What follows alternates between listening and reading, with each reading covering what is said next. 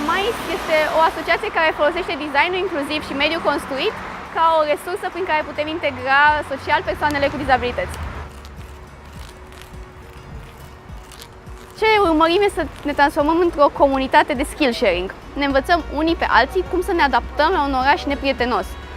Pentru persoanele cu deficiențe de vedere este un exercițiu foarte bun să învețe cum să exploreze Bucureștiul și să prindă curaj, iar pentru ceilalți profesioniști din domenii care au un impact direct asupra mobilității, de exemplu arhitecți, urbaniști, administrația publică, psihologi, sociologi, funcționează din nou ca un exercițiu de empatie și să își dea seama cât de important este să ia în considerare și nevoile persoanelor cu dizabilități.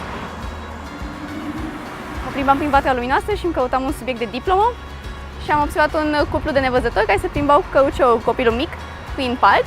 Și atunci mi-am dat seama că noi la arhitectură nu ne pusesem niciodată problema cum proiectez pentru o persoană cu deficiențe de vedere. Că la noi se pune foarte mult accentul pe imagine, pe randări, pe vizual. Și am început să cercetez latura asta, să văd cam cât de explorat este domeniul. Și în România nu se pune foarte mult accentul pe design inclusiv și pe empatia în proiectare, și care este foarte importantă. Și ne-am strâns un grup de arhitecți interesați cu toții de a experimenta ce înseamnă să proiectez pentru celelalte simțuri și să încerc să le integrez cât mai mult, să stimulez auzul, foarte important acustica în proiectare.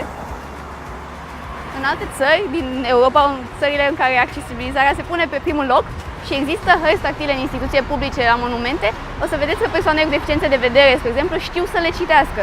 Dar în România, tu poți să pui harta aia tactilă, dar dacă persoanele cu deficiențe de vedere nu au mai întâlnit o astfel de hartă și nu să o citească, n-ai rezolvat nimic. Și atunci e important mai întâi să vii cu nivelul de educație, să pregătești oamenii pentru accesibilizare, după care vii și cu soluțiile.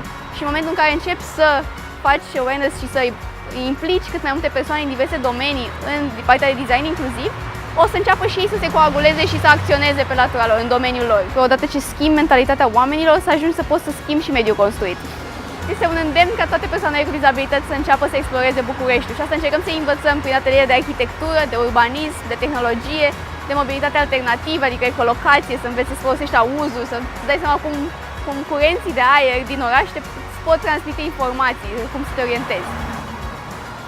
Cred că unul dintre cele mai importante lucruri pe care le-am învățat până acum în AMAIS e cât de important este să cunoști oamenii și să îi asculți, să-ți dai seama, și mai ales ca arhitect este foarte important asta. Întotdeauna dacă vrei să proiectezi ceva, trebuie să treci cumva peste ego-ul tău și pe a vrea să-ți pui amprenta în proiectul respectiv și să te întorci la human-centered design, care chiar îl asculți pe cel cu care lucrezi și încerci să te pui în pantofii lui.